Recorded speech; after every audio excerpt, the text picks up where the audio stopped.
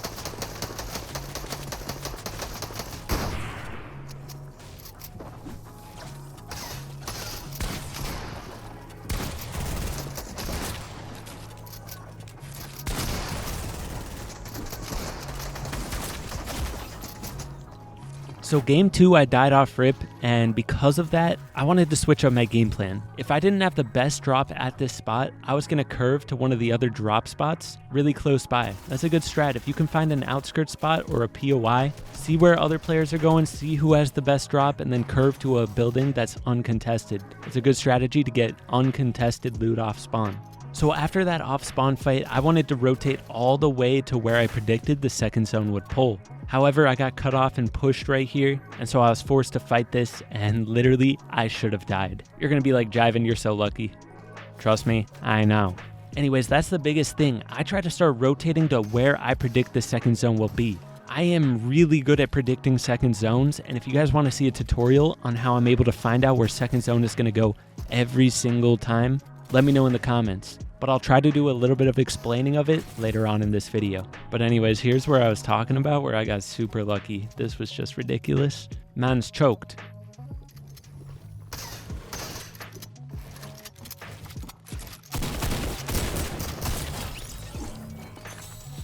So as you can see, I positioned myself on the edge of this zone. Because I had multiple launch pads, I figured it wasn't worth trying to get all the way to the center of the third zone here. I was just going to sit on the edge and then launch pad to the center of the fourth zone.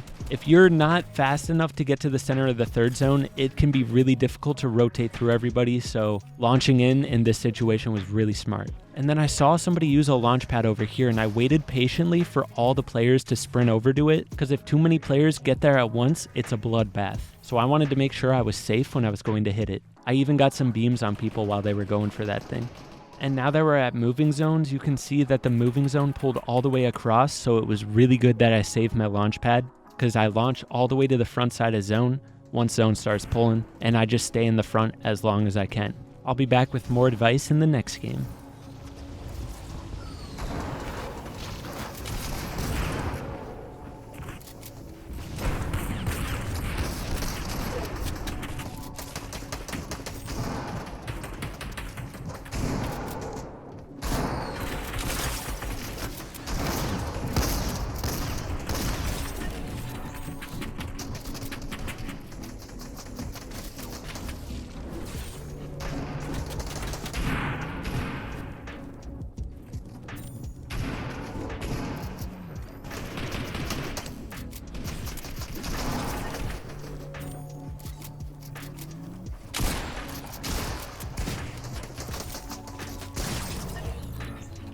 So I died there going for a refresh, and the reason is I didn't have enough mats to make the refresh happen. I gotta make sure I'm going for refreshes earlier than that. So right here I saw there were people fighting on the bridge, and they rotated to the right side of the bridge while a third party was rotating up. So because they rotated from the left side to the right side, I knew I had a free rotate around the left side, because they had just rotated away from that side. There shouldn't be anyone over there. And then in the next rotate, I was just able to hug all these builds and get to the center of the next zone. Then I'm just going for picks until I hit my launch pad here, and you can see that the zone was pushing right into my back. I waited till last second to hit that. That way, nobody could use my launch pad after I do. Everybody else is just gonna have a tough rotate. And then I see this other launch pad here, so I hit that so I can get even further into zone and get all around better positioning.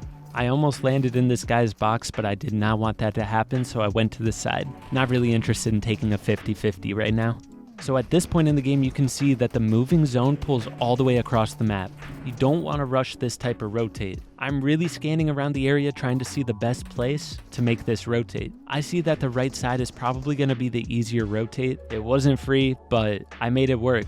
Biggest thing was I knew somebody had to have a launch pad because launch pads are very common in the game right now.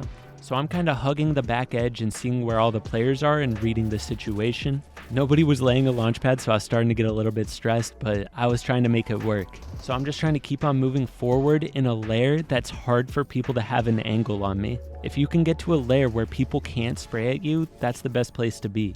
But while I was doing this rotate, somebody laid a launch pad right above me. I made sure it was free and nobody was about to jump on me, and then hit that. Landing on height here was not the play because other people were launching and they were just going to land on top of me like they did. So I ended up wasting a lot of mats here, and I didn't have enough mats to take it in the first place, so that was a mistake going up there. But I still made a lot out of this game. I'll be back with more tips in the next game.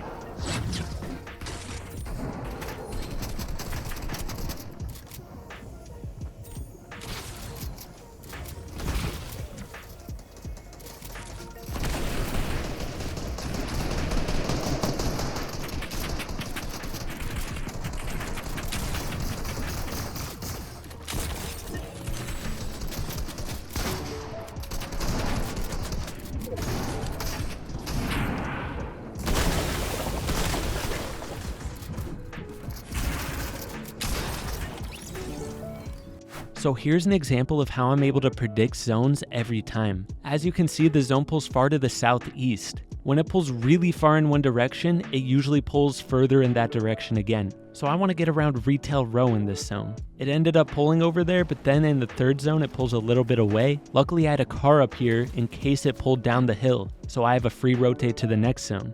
I always try to plan a way to get to the second zone, third zone, and fourth zone without having to fight anybody. And that's why I'm one of the most consistent players in this tournament. I want to get more to the center of this zone, and when I see this guy basing up, I know that's my cue to go. Reason is, he's too distracted building his base to shoot at me. So I sprint to the center of this zone and get up on this hill where I can see into lazy and on the other side of zone. Gives me good visibility of everything. And because I was at the center of that zone, I only had to go a little ways to get to the 4th zone. And now this last rotate I'm going to talk about was the first moving zone. It pulled all the way to the dead side, into the part of half and half zone that was in the storm to start. Meaning, there's going to be 0 players over there, so as soon as I see zone pull there, I instantly sprint in that direction. So I got all the way through the first 6 zones without having to deal with anything. So free. If you can predict zones and know where dead side is, keep track of that in your head, you can get the freest placement. I'll be back with more tips in the next game.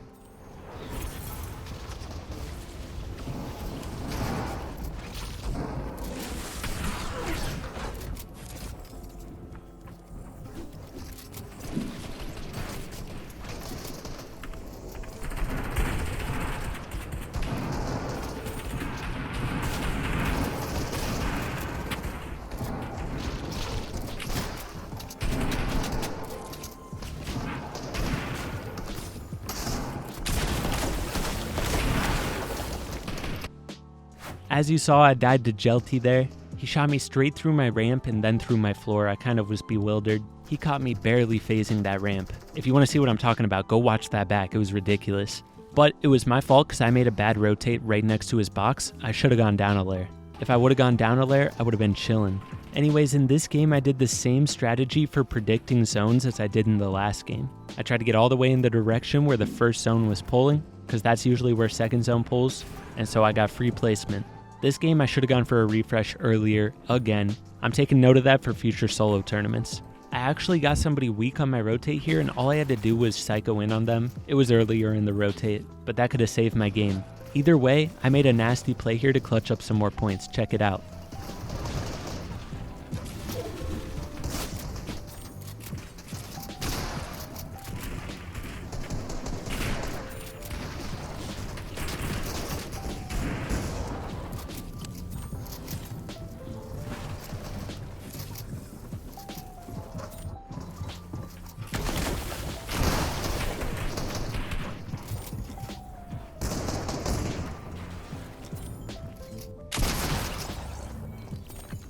So this game, I almost don't even want to show because this was the saddest thing ever. If I would have had this game back, I would have gotten top 10 in this tourney. I'm not even kidding. Maybe even top 5. So right here, while I was peeking and taking shots at these players, I could have sworn I had the brick floor on top of this guy next to me, but then he edited the brick floor and got the free kill on me. The whole time I thought that was my brick floor above him, and so he wouldn't be able to edit on me, but it was his the whole time. Stupid mistake by me. It was really frustrating. But wait till you see these next 2 games.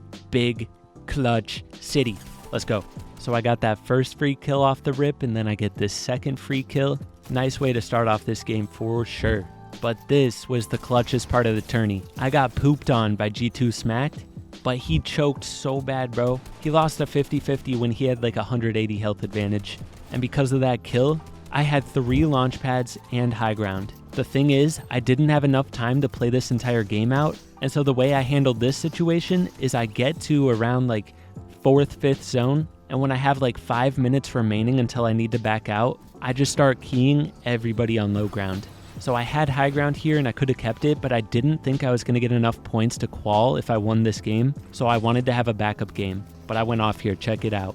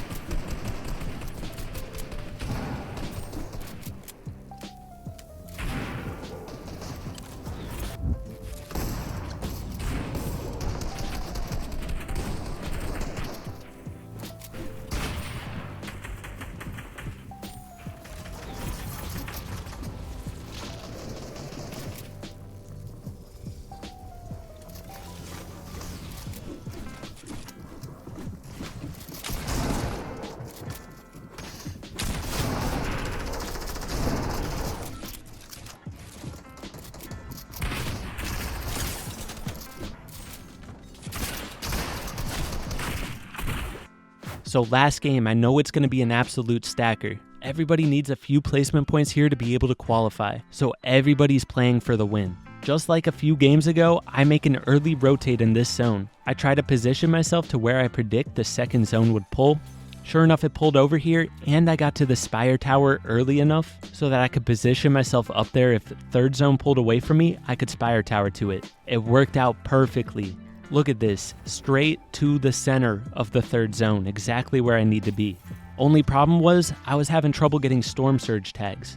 So as soon as I get based up here, I know I need to be looking for Storm Surge tags like crazy. Just that's the only priority. And that's when I see this guy, and then the rest of the game is just vibe out and get as high of a placement as I can.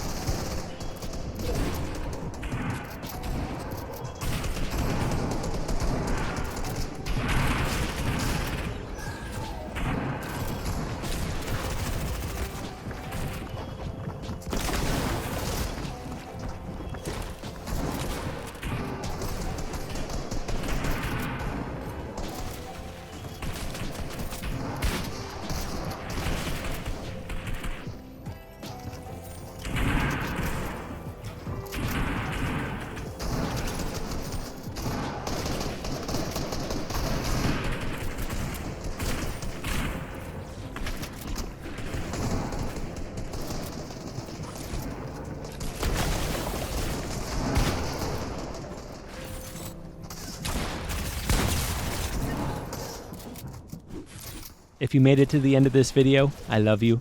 Thanks for watching. Don't forget to hit that like button, subscribe if you're new. Use code JivanTV in the item shop, and I'll catch you guys in the next video. Peace.